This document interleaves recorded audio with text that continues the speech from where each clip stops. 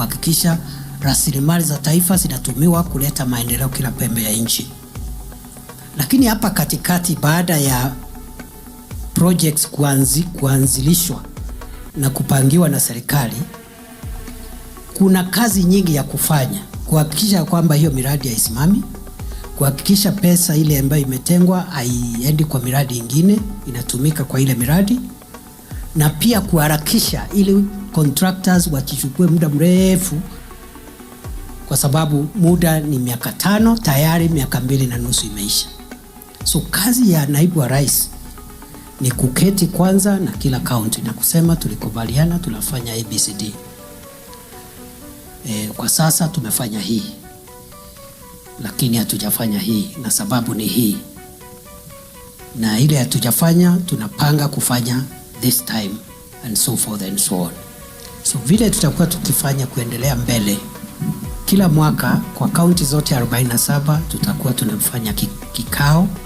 Imebaki miaka 2 hapa katikati, mwaka wa mwisho hatuhesabu, hiyo ni mwaka ya kampeni. Serikali itaendelea na mambo yake, lakini nobody will listen to development issues. The last few months will be campaign time, isn't it? So we must work hard these 2 years, because these 2 years we can do a lot. So the sittings ya ku review programs na project ya serikali hatutakuwa tunazifanyia hapa Karen, tutakuwa tunazifanyia kule Samburu. Tunaitisha kikao ya watu wengi kuliko hawa, hata kama 5,000, 10,000, tunaketi kwa tent pale Maralal. Tunauliza, hii mwaka umepita tumeongeza kilomita ngapi ya barabara hapa Samburu, na tuhakikisha kuna usawa, Samburu West, Samburu North, Samburu East. Si ni kweli? Tulikuwa tumesema mambo ya mifugo, ni mipango gani tumefanya, ni projects gani tumefanya ya kuhakikisha mifugo inapata bei, ni projects gani tumefanya ya stima, kuongeza idadi ya wale watu wako na stima in all the areas in Samburu from this percentage to this percentage. Mambo ya maji tumefika wapi? Hiyo tracking down, we will do it hapo Samburu.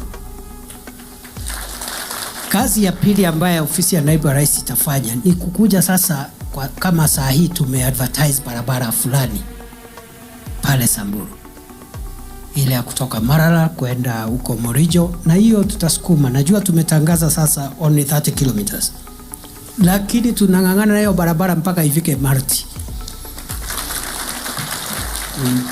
Pole pole tunaisukuma mpaka ifike Marti. Kuna Baragoi ndio iko mbele. I thought it's Baragoi then Marti.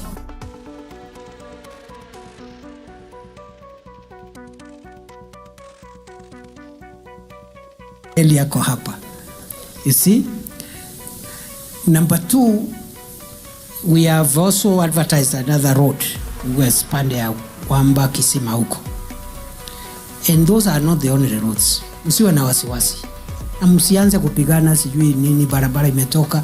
Ile imetoka, tuendelee, alafu mtuambie which is the next one. Si namna hiyo. So nimeona watu wengine kwa mambo ya upuzi ya siasa mnaanza kusema ho, alafu mnapelekana kotini. Nyinyi wenyewe projects zenu zinakwamishwa na koti, wananchi wanaumia. Instead of saying this is not enough, we want more, mnaanza kupinga. Mimi nimeshangaa hii Kenya iko na maajabu.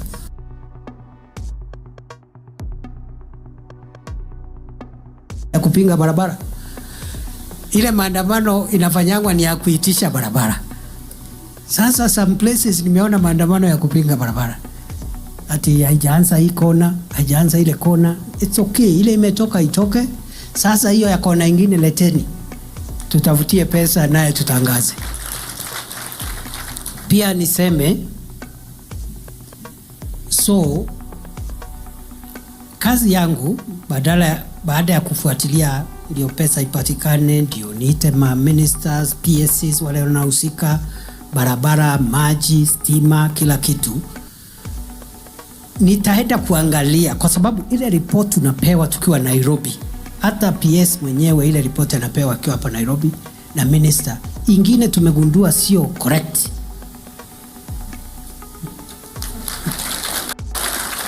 So hapa rais anaambiwa there is a road going on in Samburu, it is 77% complete. Kuingia ground, contractor alitoka 2 years ago. So kazi yangu sasa ni kusaidia rais kwenda kuangalia kwa ground hapo, kuinspect, ndio nimrejeshe ripoti. Ndio wakati rais anatoka hapa akienda Samburu, he is aware if he is inspecting a project, that project must be ongoing and must have enough money to complete. Ndio rais asiende kukagua project ambaye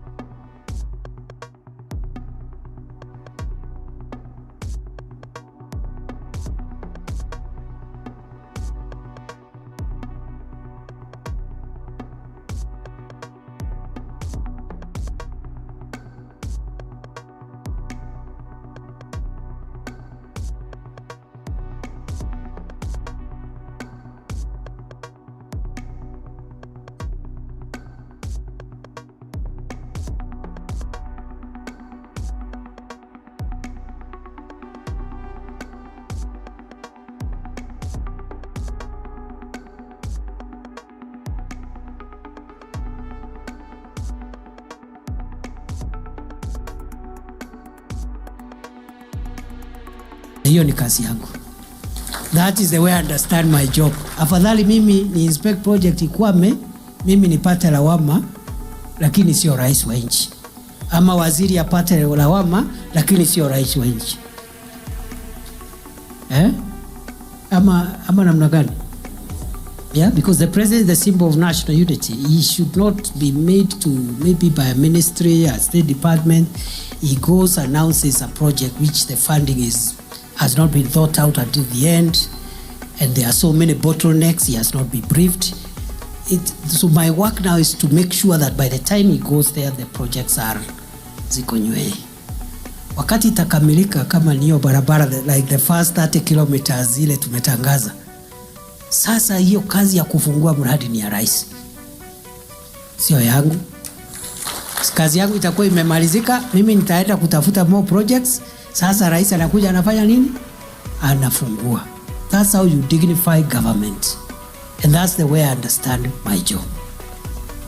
So, tuko na kazi kubwa. Tuko na kazi ya stima ya last mile kubwa. We want to put more electricity, especially in the northern parts of our country which has been off grid for a long time. We want to increase connectivity. By the grace of God now, we can speak comfortably. We are going to do some good work for electricity connectivity in Samburu and all the counties of Kenya. Many people wamepewa stories za uongo. Kuna watu wamechochea wananchi, wakawaambia hii serikali hakuna kitu imefanya. Nataka niwaambie, miaka miwili sasa ambayo imepita, President Ruto can account for what he has been doing. When he took over the leadership of Kenya, the economy was in very bad shape. Very bad shape. Watu wengi wakisikia tukisema wakati Rais Ruto alichukua usukani uchumi haikuwa mzuri, wanafikiria tunajaribu, because our intention even with this platform has been to learn and relearn. And I don't want to go into a lot of details, but if you remember, last week, almost 10 days ago, we hosted an incredible woman. And I say incredible because I've had an opportunity to have conversations with Jocelyn off and on camera. Sometimes I know you guys, you just get to see the conversations that we are having on camera, but it's always an amazing time, even when we are bonding off camera or even preparing going to have some of these conversations for you. So we hosted Josephine. Josephine is an engineer. She's an engineer and she has done an incredible job in making sure that she stays sane. And why do I say staying sane? Because what she told us about the cult that she had been in was absolutely, I don't know, it was mind-boggling. When you get to see her, when you get... Sio siku moja, sio wiki moja, sio mwezi moja, mwaka na. Kweli si kweli?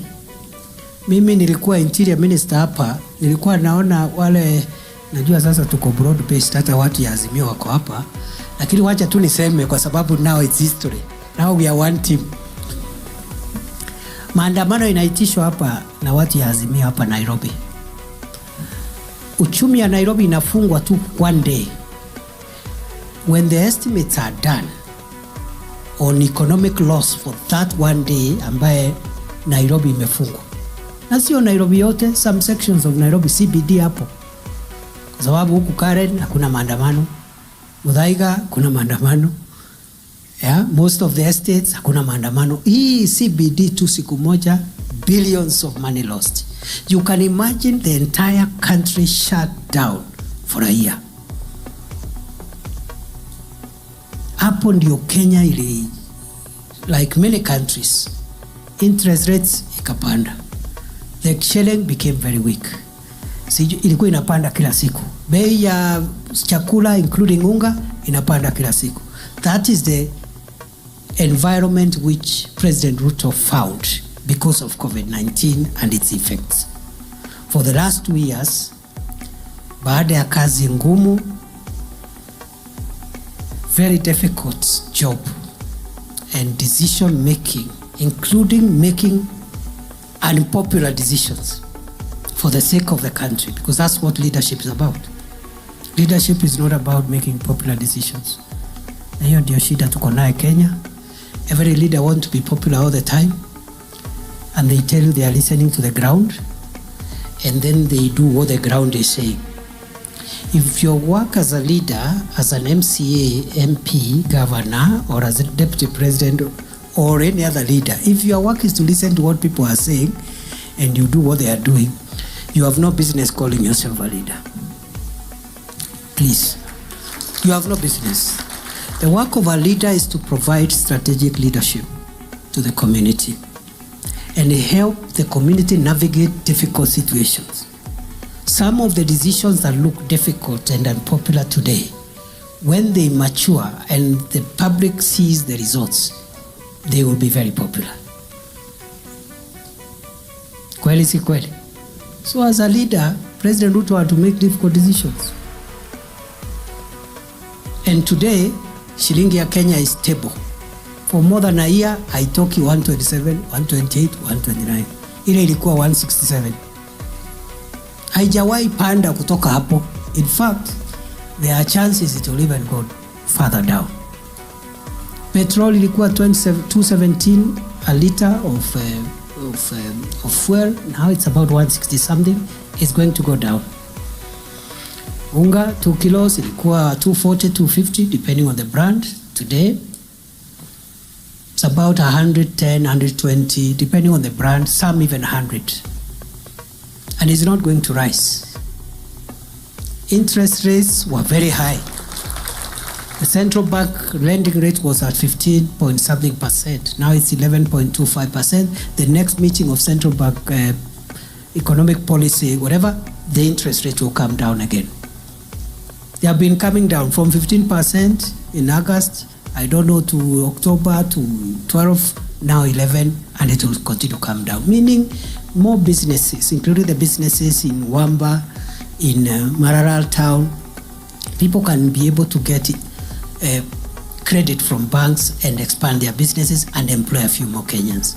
So that is what President Ruto has been doing for 2 years, stabilizing the general economic indicators, interest rates, the strength of the shilling, price of fuel, price of essential commodities. Na hiyo kazi, even kazi ngumu, sio kazi rahisi. Today, the economy is looking up. But bado kuna kazi kubwa imebaki. Kwa sababu sasa economy imekuwa stable, Ile kazi imebaki ni ya kubadilisha zile sekta zinaletea wananchi mapato ili tuweke pesa mifukoni ya wananchi. Sekta hizi ni gani? Kilimo, ufugaji, uvuvi na sekta ya madini. 80% of the people of Kenya, they get their daily bread. Either they are farmers, they farm different things, they are livestock keepers, they are fishermen in the coast and in the Lake Victoria, and others are artisanal miners. If you combine those sectors together, 80% of the people of Kenya will have been touched. So I don't have time to explain what we are doing in every sector because I don't want to speak forever. But I want to promise you that going forward, the journey of transforming agriculture, livestock, fisheries, mining, and all the sectors where the majority of the people of Kenya derive their income from, the journey of creating more jobs and therefore bringing more income to households, that journey is on course. It is going to take shorter and is now easier because we are not spending resources to stabilize the general economy. That work is already done. So going forward, kuna ile mambo tulisema ya ufugaji, we are on it. I'll give you an update report in the next meeting. Tuko njiani. By the time President Ruto asks for a second term, we will say we've took this livestock sector from here, it is now here. Mambo ya leather, we said many things. The industrial park in Kinani is almost complete, and that industrial park will take all the leather from the entire country. So that leather tuache kutupa hides and skins, kutupia umbwa na fisi na kupeana free ama 20 shillings a kilo. We make it a valuable commodity, but we don't just make it a valuable commodity. We are putting up the industrial park there in Kinani, which will convert the hides and skin into leather. Then we are getting investors who will now convert leather into leather products, shoes, bags, etc. You create employment. You have pastoralists get more value, not just for their meat, but also for other products that come with livestock, especially hides and skins. That's what we promise the people of Samburu and the people of northern Kenya. The president came from UAE last month and signed a comprehensive economic partnership agreement with the Arab countries, including especially the UAE, but we are also working on other Arab countries, Saudi Arabia, Oman, and the rest, which allows us to export our meat to the Middle East at good prices. At good prices. For us to export that meat at good prices, we must meet international health standards. That's why we are on a vaccination campaign of livestock. There is no other reason. Because we must meet the health campaigns and achieve herd immunity. We've been vaccinating livestock all the years, but every year only 10% of Kenyan livestock ends being vaccinated. World trade standards, health standards, they are called sanitary and phytosanitary standards, demand for a herd of cattle. Like Kenya now has 22 million cattle, and every year we slaughter 3 million cattle. I'm not counting the sheep and goat. Now, for a herd to have immunity, to meet global market standards, over 80% of that livestock must be vaccinated. Just like the vaccination of human beings. Kutaka kuangamiza magonjwa ya polio, ya nini, over 80% of the people must have that vaccination. Then you get what we call group or herd immunity. Hata mmoja akigojeka hapo, it doesn't spread na effects inakuwa chini. So those are the interventions we are making.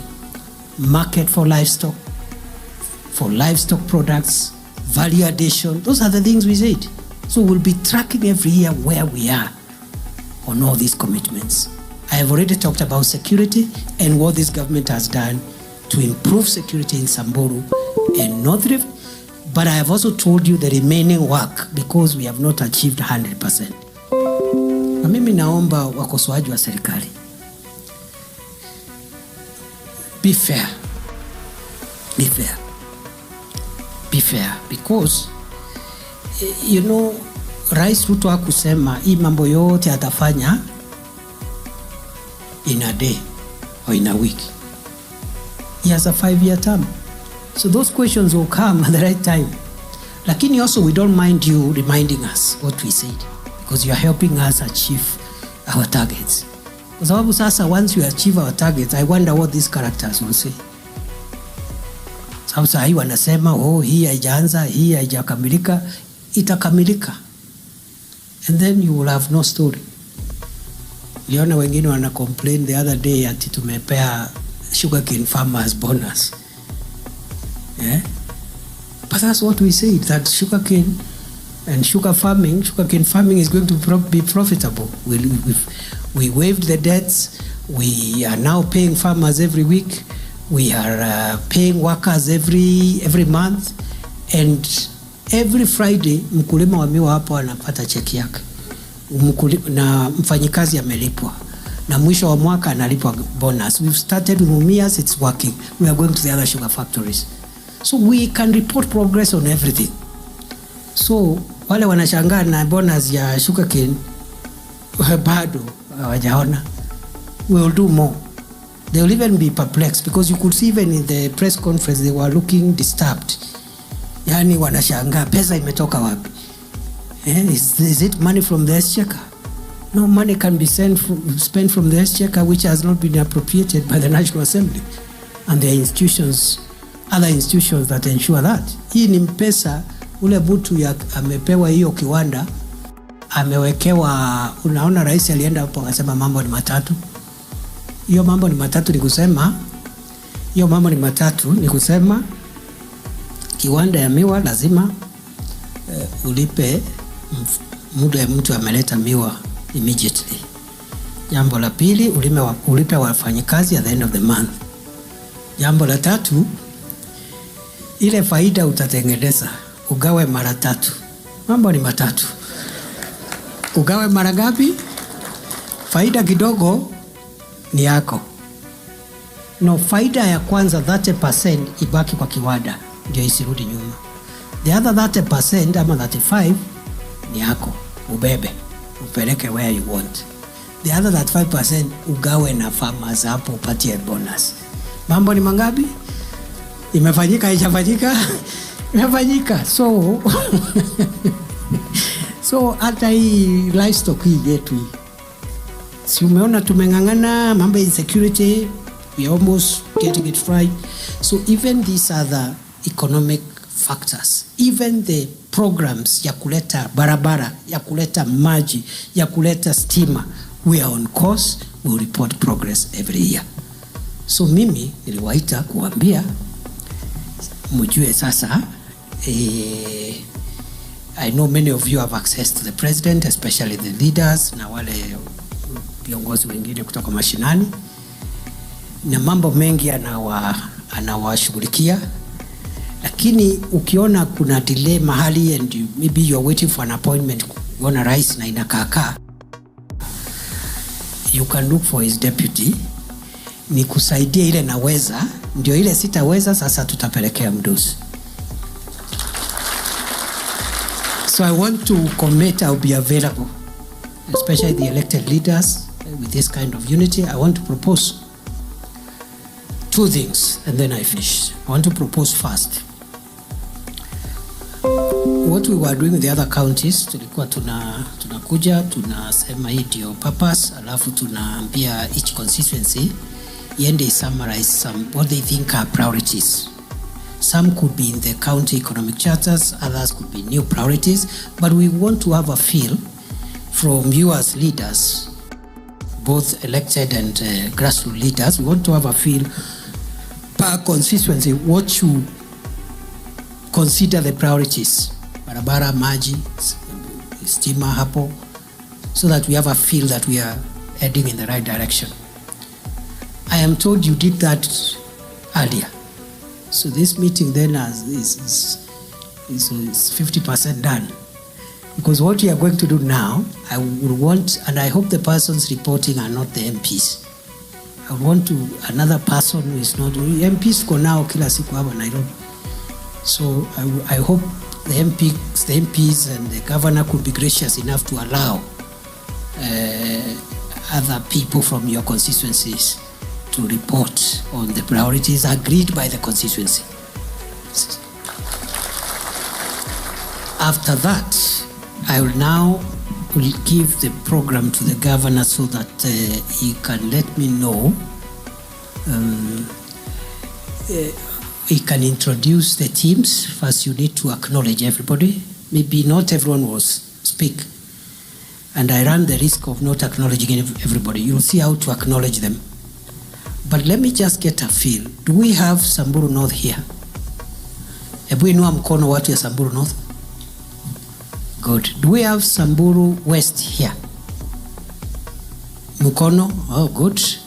Do we have Samburu East here? Mukono? I think this is fair. But Governor, what you do, I'll give you, after the reporting, I'll give you half an hour.